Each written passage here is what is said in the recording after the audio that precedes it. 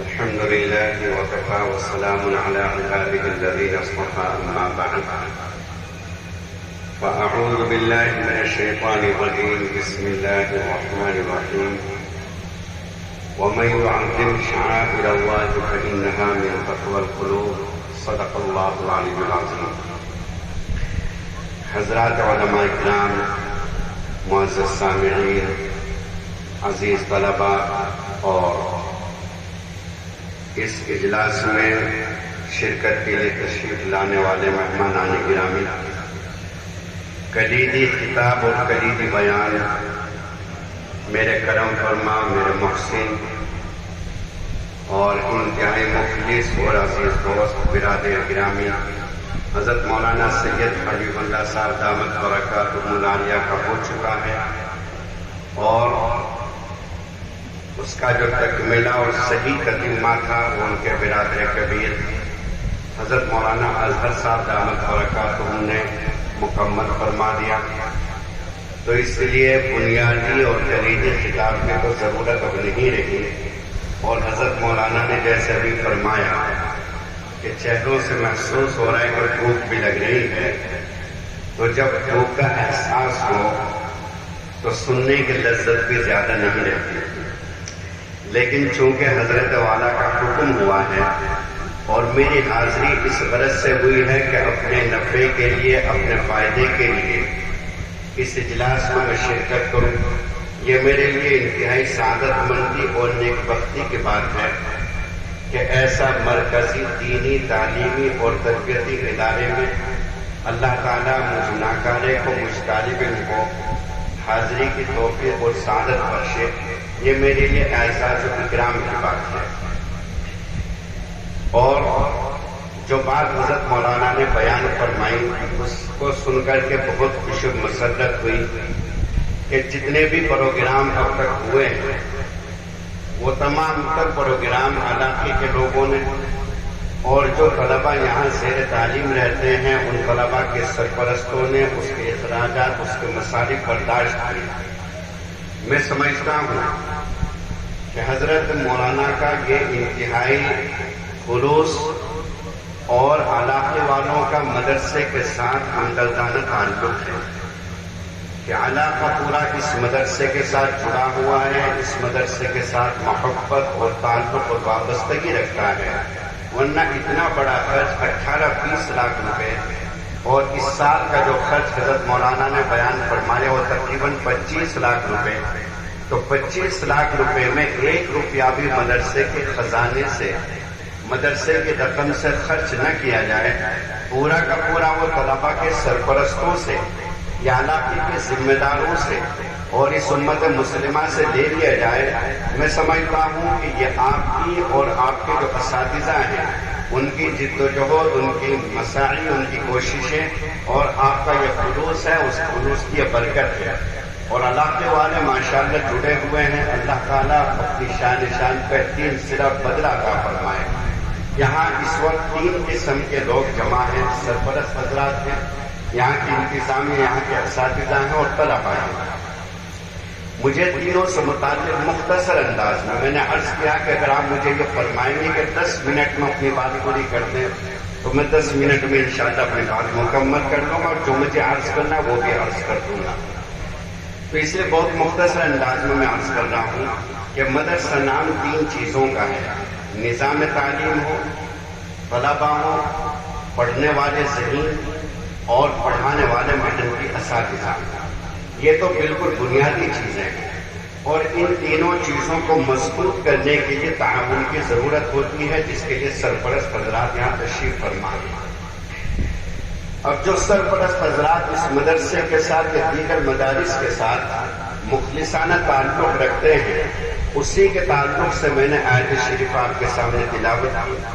وَمَن يُعَظِّمْ شَعَائِرَ اللَّهِ، جو انسان اللہ رب العزت کے شعائر سے محبت رکھے، عظمت کے ساتھ اس کا تعظیم کا تعلق ہو، عظمت کا تعلق ہو، تو یقیناً ایسے لوگ احساس نہیں ہے اس بات کا کہ میرے والدین کتنی مشکلات کا سامنا کر کے میری تعلیم کو جاری رکھے ہوئے ہیں، تو میں سمجھتا ہوں کہ یہ بیٹے کے لیے محرومی اور بدنصیبی کی بات ہے۔ وہ طلبا جو بڑی عمر کے ہیں، جو ان احساسات کو محسوس کر سکتے ہیں، ان کے لیے ضروری ہے کہ جن مقاصد کے لیے ان کے ماں باپ نے اس بہترین اور شاندار ادارے میں داخل کیا ہے، ان مقاصد کو سامنے رکھ کر کے بہت محنت کے ساتھ، جفاکشی کے ساتھ، لگن کے ساتھ اپنی تعلیم حاصل کریں۔ کل میرا پرسوں کی بات ہے، دارالعلوم دیوبند جانا ہوا۔ حضرت مولانا کے ہی رشتے دار ہیں، مفتی سلمان کے بیٹے حاجی غالباً ان کا نام ہے۔ میں مسجد رشید میں داخل ہوا، انہوں نے اٹھ کر کے سلام مصافحہ کیا۔ عصر اور مغرب کے درمیان کا وقت تھا، میں اپنے ان بچوں کو بتا رہا ہوں، عصر اور مغرب کے درمیان کا وقت تھا، اس نے مصافحہ کیا۔ میں نے اس سے ایک جملہ کہہ دیا، میں نے اس سے کہا کہ عصر کے بعد کا وقت ہے، اس وقت ٹہل لینا چاہیے، آپ کتابوں میں مشغول ہیں، وہ کتابوں میں مشغول ہیں۔ تو اس نے ایک عجیب جملہ کہا جو میرے دل پر نقش ہوا۔ اس طالب علم نے، مفتی سلمان صاحب منصور پوری دامت برکاتہ، مشہور و معروف عالم دین ہیں، حضرت قاضی عثمان صاحب رحمہ اللہ تعالیٰ رحمۃ واسعہ، ان کے بڑے فرزند ہیں اور پورا علمی طبقہ ان سے واقف ہے، ان کا چھوٹا بیٹا ہے۔ تو اس نے کہا کہ حضرت امتحان سر پر ہے، ٹہل کر کے ہم کیا کریں گے، ہمارا ٹہلنا تو یہ کتابیں ہی ہیں۔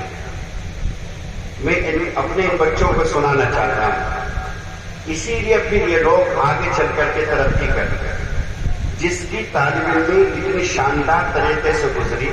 کہ اس کے والد چھتہ مسجد میں بیٹھے ہوئے ہیں، ان کی مجلس چل رہی ہے اور ان کا بیٹا عربی کتابیں لے کر دو چار بچوں کو تکرار کرا رہا ہے، خود تکرار کر رہا ہے، کتابوں کو دیکھ رہا ہے۔ دوسرے اسی کی عمر کے بچے، بالکل نوجوان بچہ 17-18 سال کا، 16 سال کا رہا ہوگا، تو وہ بچہ اس وقت میں، جس وقت میں بچے ٹہل رہے ہیں، کھیل رہے ہیں، موبائل دیکھ رہے ہیں، وہ بچہ مسجد رشید میں بیٹھ کر کے تفریح کے وقت میں کتابیں دیکھ رہا ہے۔ اب بتائیے کہ پھر ان لوگوں کو بلندی اور عروج کیوں نہیں حاصل ہوگا کہ جو لوگ ترقی کرتے ہیں، جو لوگ محنت کرتے ہیں اس دورانی میں۔ تو میرے پیارے عزیز طلبا، آپ سے میری یہ درخواست ہے کہ آپ اتنے اچھے ادارے میں داخل ہوئے کہ ہر قدم پر آپ کی حوصلہ افزائی ہو رہی ہے۔ ایک جائزے میں جو کامیاب ہوئے ان کی بھی حوصلہ افزائی ہوئی، 2 جائزے میں کامیاب ہوئے تو اس سے زیادہ ان کو انعام ملا، اور 3 جائزے میں جو طلبہ کامیاب ہوئے ماشاءاللہ ان کو اور زیادہ انعامات سے نوازا گیا۔ یہ حوصلہ افزائی تمہارے اساتذہ نے، تمہارے منتظمین، ذمہ داروں نے جو کی ہے، صرف اس لیے کہ تم محنت سے پڑھ سکو۔ تو سرپرست حضرات نے اس چیز کا تھوڑا سا خیال ہے کہ درخواست کے طور سے آپ کا بھائی ہونے کے ناطے میں عرض کر رہا ہوں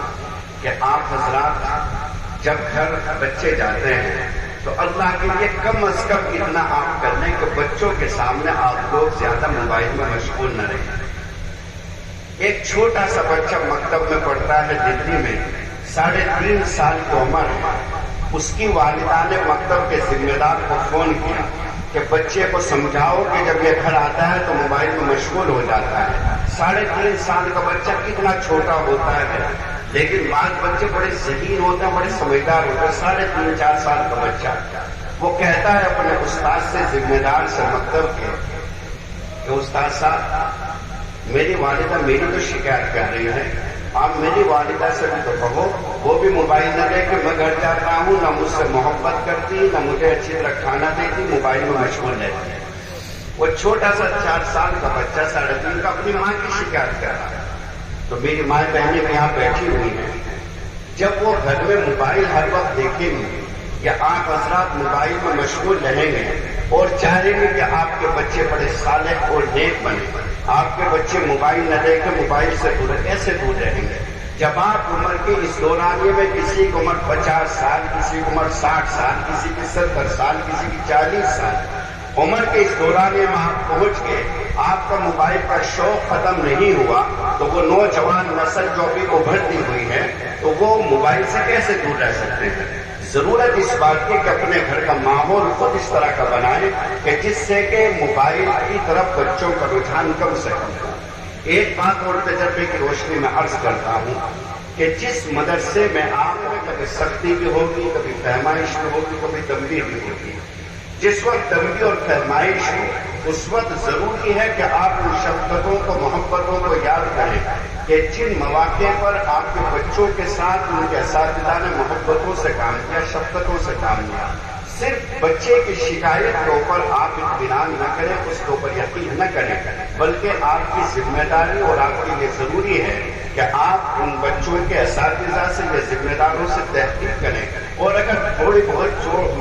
پٹائی ہو بھی جائے تو اس کو نظر انداز کر دینا چاہیے۔ ایسا نہ ہو کہ ذرا سا استاد نے کچھ کہا اور آپ لوگوں کے تیور بدل گئے، وہ ساری شفقتیں، وہ محبتیں، وہ مدرسے کو وہ احسانات جو ان طلباء کے اوپر مدرسے کے منتظمین نے، مدرسے کے اساتذہ نے کیے ہیں، آپ حضرات ان تمام تر احسانات کو مٹی میں نہ ملایا کریں۔ یقین جانیے میں نے اپنی آنکھوں سے ان بچوں کو برباد ہوتے ہوئے دیکھا کہ جن بچوں کے سرپرستوں نے مقابلہ کیا ان کے اساتذہ سے، جن بچوں نے برا کہا ان کے اساتذہ کو اور بے آبرو کیا اور ذلیل کیا ان اساتذہ کو، اللہ کی قسم کئی واقعات میرے سامنے ایسے ہیں کہ نہ وہ بچے کامیاب ہو سکے اور وہ والدین بھی ان بچوں کی گستاخیوں سے اور بے ادبیوں سے پریشان ہو گئے، عاجز آ گئے۔ اگر آپ اس موقع پر تحمل اور برداشت سے کام لیں، اپنے بچے کو بھی تنبیہ کریں، اپنے بچے کو بھی سمجھائیں، استاد سے سنجیدہ ماحول میں آپ تحقیق کریں، پوچھیں معاملہ کیا پیش آیا،